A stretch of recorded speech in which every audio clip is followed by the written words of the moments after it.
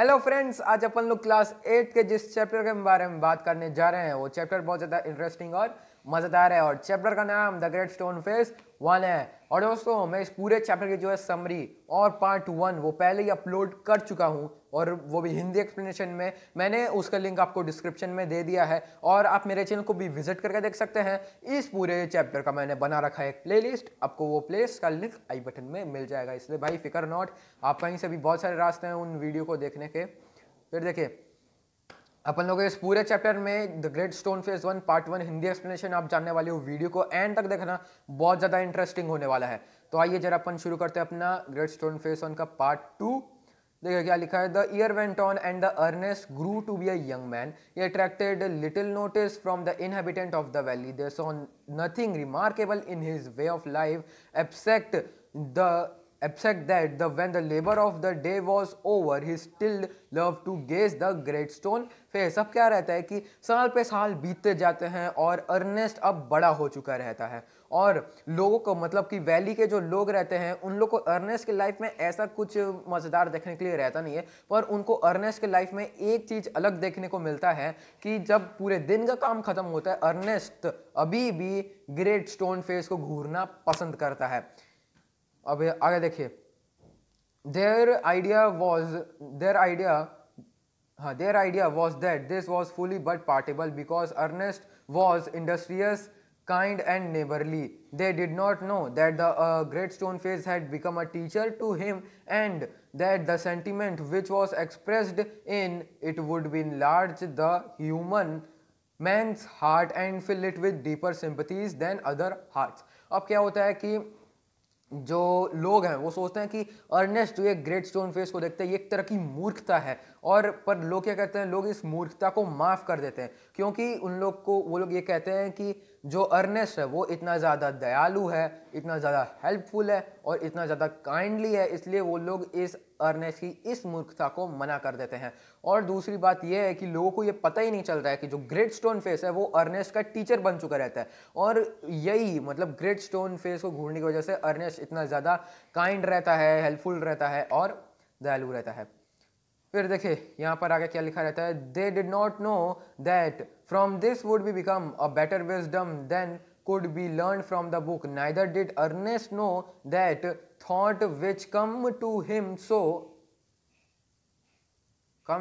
naturally in the field and fireside were of the higher tone than those which all men shared with him. अब क्या रहता है कि जो Ernest रहता है, लोग देखते हैं कि मतलब ये जो अर्नेस्ट की ये जो हैबिट्स था, मतलब इतना दयालु हो जाना, इतना काइंड नेचर हो जाना, ये सब जो अपन लोग को बुक में नहीं देखने को मिलती है, ये बुक से मतलब ये चीज़ बुक में देखने को अपन को नहीं मिलती है। और अर्नेस्ट जो है ये सब चीज़ बिना बुक में पढ़े हुए भी उसको ये सब चीज़ पता हो गई रहती है। अब क्या रहता है कि अर्नेस्ट जो है उसको ये बात तक नहीं पता रहती है कि लोग ये सोचते हैं कि वो जो अर्नेस्ट है वो अधिकतर मतलब कि आम लोगों के हिसाब से वो ज़्यादा दयालु है, काइंड नेचर का है और हेल्पफुल है, पर अर्नेस्ट को भी ये बात नहीं पता चलती रहती है। अब देखिए, a simple soul, simple as when his mother first told him a story, he beheld the marvelous face looking down to the valley and still wondered why its human likeness was so long in coming. अब क्या रहता है कि Ernest सोचता है कि नहीं भाई, मैं तो पहले जब मम्मी ने मेरे को स्टोरी बताई थी कि वो ग्रेटेस्ट नोबलेस्ट पर्सन आएगा, मैं उस समय जितना सिंपल था मैं आज भी इतना ही सिंपल हूँ। और अर्नेस्ट अभी भी उस पर्सन का वेट कर रहा रहता है कि वो जो ग्रेटेस्ट और नोबलेस्ट पर्सन रहता है वो कब आएगा। By this time, the poor Kadargold was dead and buried. His wealth, which was the body and spirit of his extents, had disappeared before his death. Since the melting away of his gold, it had been generally agreed that there was no great likeness after all between the ruined merchant and the majestic face upon the mountain. अब क्या रहता है कि जब अब mister गैदरगोल्ड मर चुके रहते हैं और उनकी जो बॉडी स्पिरिट, जो वेल्थ है, उनके मरने से ही पहली ओवर हो चुकी रहती है, और वो लोग जो सोचते थे कि हाँ मिस्टर गैदरगोल्ड ही हैं द ग्रेट स्टोन फेस और वही the greatest and noblest person अपने टाइम के, तो ये जो सोच है ये सोच लोगों के दिमाग से निकल चुके रहती है। और लोग सोचते हैं कि कब वो पर्सन आएगा, द ग्रेटेस्ट और नोबलेस्ट पर्सन, उस पर्सन का लोग अभी भी वेट करे रहते हैं। It so happened that another day, नहीं, the other son of the valley had become a soldier many year before. After a great deal of the hard working he was now a famous commander. He was known as the battlefield by the name of Blood and Thunder. अब क्या रहता है, बहुत समय पहले valley का एक बेटा वैली को छोड़कर जा चुका रहता है और कई ज़्यादा अपने मैदान, मतलब कि बैटल फील्ड में बहुत ज़्यादा लड़ने के बाद, मेहनत मुशम्मत करने के बाद वो एक बहुत फेमस कमांडर बन चुका रहता है और उसको द ब्लड एंड थंडर के नाम से भी जाना जा रहता है। Old and tired now, he had lately expressed a desire to return to his native valley. The inhabitants, his old neighbor and their grown children prepared a welcome a renewed commander. It was being said that at last the likeness of the great stone face actually appeared.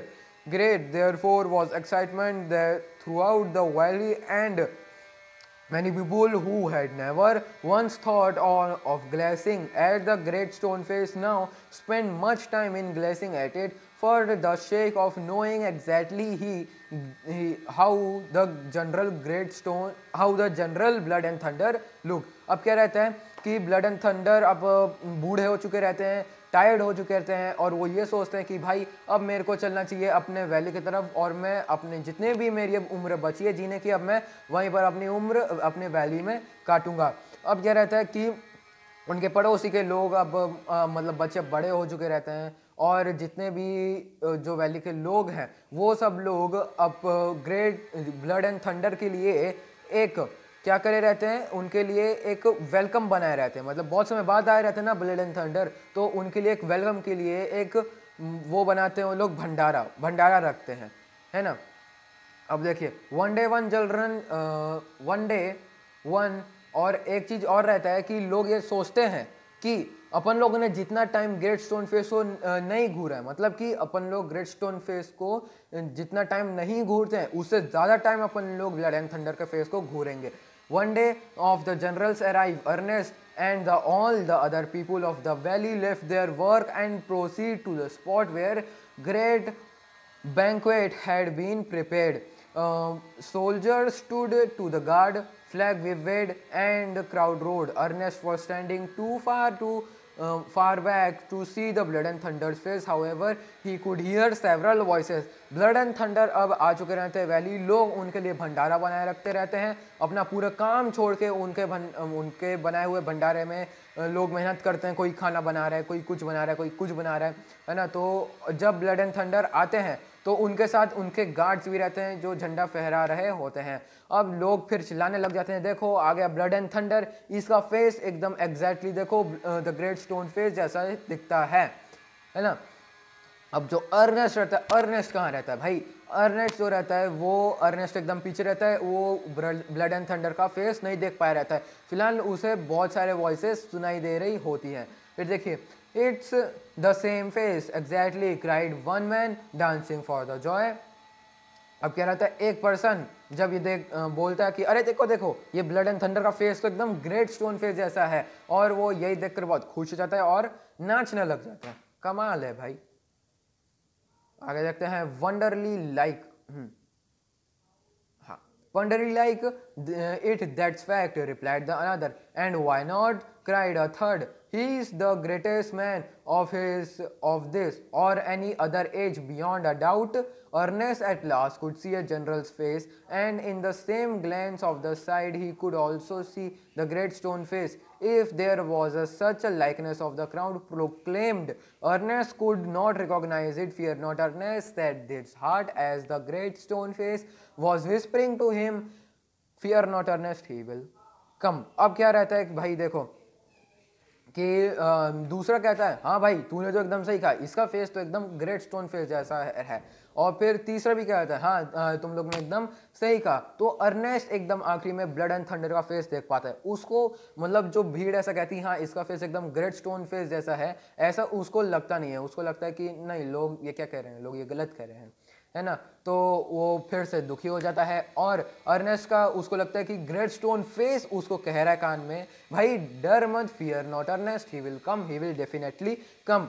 अब देखो भाई, Ernest के दिल ने जो बात कह दी, ये हमारे दिल में एक सस्पेंस फिर से बना दिया कि आखिर वो पर्सन आएगा कि नहीं आएगा। ये चीज़ अपन लोग देखेंगे नेक्स्ट चैप्टर में। तब तक के लिए आप हमारे वीडियो को लाइक करके रखिए भाई, चैनल को सब्सक्राइब करके रखिए, बेल आइकन को दबाकर ऑल में क्लिक कीजिए और मेरे चैनल को भी आप विजिट करके देख सकते हैं कौन कौन से मेरे चैनल में वीडियोस हैं। Till that, thank you, bye bye, and we will meet in next video friend.